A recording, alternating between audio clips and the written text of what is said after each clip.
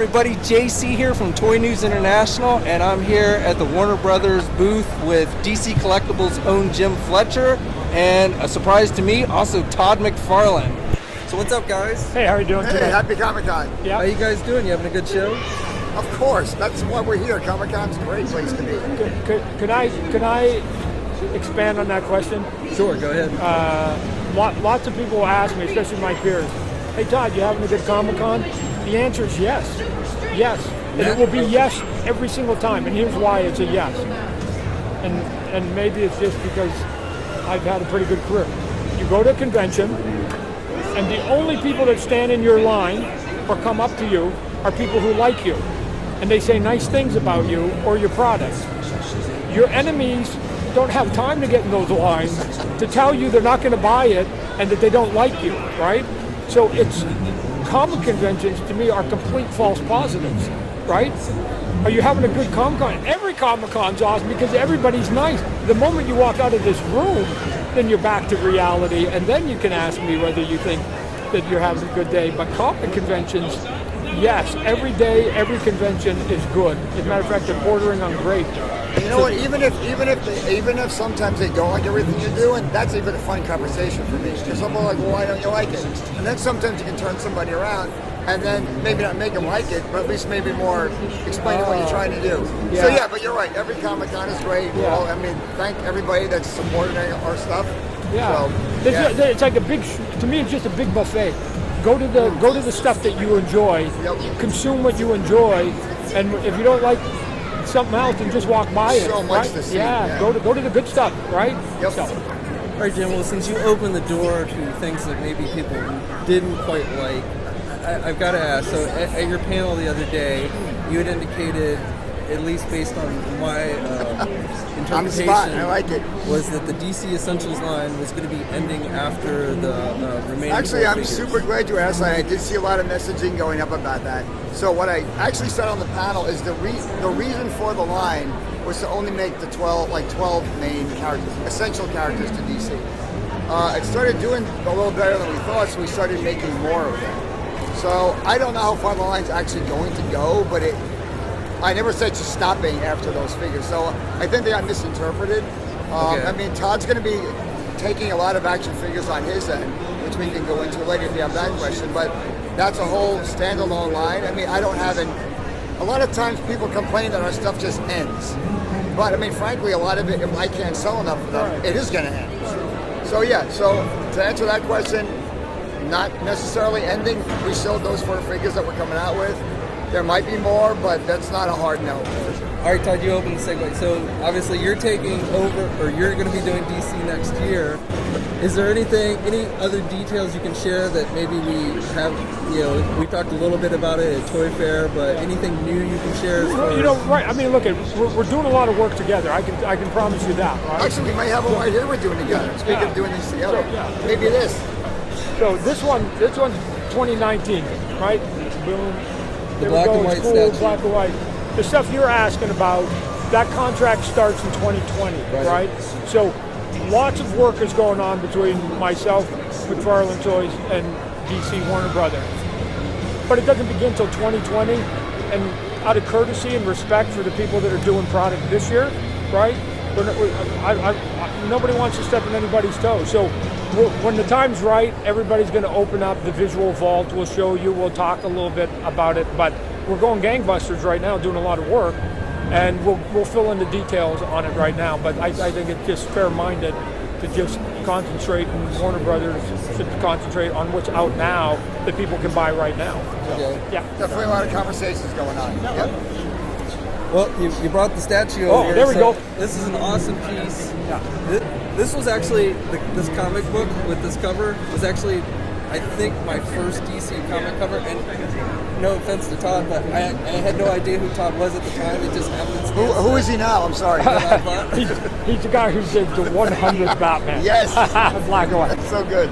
It's interesting because that cover, I didn't really do a lot of covers for DC when I was working for him. I usually what happened was I draw a book and I do the cover for the book I was drawing, right? And I didn't really have time to go and do some offset. And honestly, I don't recall why that cover came about. I do know that it probably came in, somebody needed something real quick, and then from an artist point of view, all I'm trying to do at any time, sometimes you do it better than others, you're just trying to come up with something that visually, graphically, people will react to, right? Because my mentality drawing is that if you walk into almost any comic book shop, there are hundreds of comic book covers every day. It's true. And so how do you basically jump out from the crowd, right? And this is where stuff like foil covers and that came about, because you're going, oh, maybe make it a little bit different. So for me, in this particular cover, I know I was just doing something super graphic with his cape because I thought it was good, and I wouldn't have probably thought much more than that. Fast forward now, I do a lot of signings. Sometimes you're allowed 1 or 2 comic books, and I know that this image has made an impact because you can imagine what they'd bring me, right? Amazing Spider-Man 300, Spider-Man 1, Spawn 1, and sometimes Hulk 340 with the Wolverine. Oh, yeah. And then I get a lot of this cover, and because you get 1 or 2, they actually push some of those other books to the side for this. So it's been way more impactful than I would have imagined. It seems like it's almost sort of gotten bigger in terms of how it resonates with people as time's gone by, because it's almost probably a 30-year-old image, right? It's not that recent, right? Because I want to say it's actually probably one of your first major works before you even started working for that other comic book company. I don't even know. In all honesty, I'd have to look at the date to see it, like when that was. So what might have happened is I might have had some downtime. I was doing Infinity Incorporated at that time, and then I was always telling the editors, Dick Giordano at that time, I really like Batman, I really like Batman, I really like Batman. I was always saying that to him, right? So something must have come up and they go, hey Todd, because even when I left Marvel or DC to go to Marvel, on the way out the door, Dick said to me, hey Todd, anytime you want to come back, and my one comment was, well, if you got any Batman work, right? I still like Batman. Yeah, I still like Batman. So now I jump over to Marvel, I'm doing the Hulk and I can do more than one book, and all of a sudden, I was doing a book called G.I. Joe. I did it for 1 issue. They fired me off it because that's a whole nother interview. And that was at like 12:05, and I get a phone call at 12:07. Literally, I was unemployed for 2 minutes. And Dick Giordano goes, hey, Alan Davis just quit Batman Year 2. Is there any way, you've always said you want to do Batman, any way you jump on the book and finish it? Are you kidding me? It was time. From this torture, that 1 issue I did at G.I. Joe, to I get to then jet that and go to Batman. Woo! Batman Year 2. And then this. And pretty crazy. And people ask me, you're going to do any more with the black and white? That's on Jim's shoulder. But there are 3 issues of Batman that I did. Yep. That have some pretty cool images. Well, we even talked about that when we were deciding what to do with this one. Exactly. There's some great images. There's the Frank Miller, crossover. With Spawn. Yeah. So but it's even funny because we didn't even plan. I mean, Todd and I have been talking about doing something like this for years. The fact that it worked out to be the 100th one is really serendipitous. It was just not even planned at all. So it was pretty interesting. Okay, so not to jump off the statues, but I want to pick Jim's brain a little bit. You've got another pretty exciting, you got 2 exciting action figure lines in the works. So, but the first one I asked you about is the Teenage Mutant Ninja Turtles versus Batman. Yeah, super fun. So, yeah, I saw some of them. They were really cool. So, is this going to be a one-way thing, or can we see more figures? I'm definitely hoping it isn't. We were talking to our other partners about it actually just yesterday on the other half of the booth. So I think the movie's going to do really well. It gives my guys a chance to play in a different bunch of stuff that we've done. I mean, Todd's done a lot of licensed stuff over the years. I've been pretty much regulated to the DC stuff. So when that opportunity came up, I was like, oh my God, that's super fun. So I'm really hoping it does. And I'll give you the answer that Jim sort of said, but you can thump it a little bit more. That question we get asked a lot as toy makers. Yeah, you're going to do more? We're only as good as the sales, right? So if you're asking, sometimes there are lines that I wish could go for 100, but if there's nobody else other than me buying it, you have to do stuff that you're going to get a wider audience for. So when people say, hey, there's going to be a second series of anything I do, Yeah, I just go, it depends how series 1 sells. And then when Series 2 comes out, then you're going to do more? Depends on number 2 guys, right? Well, yeah, that's why the Batman black and white lines lasted so long, because it sells. I mean, honestly, when we hit 50, we couldn't even believe it. I'm like, wow, 50, and we're still going. So, yeah, that's the honest answer about how we get stuff made.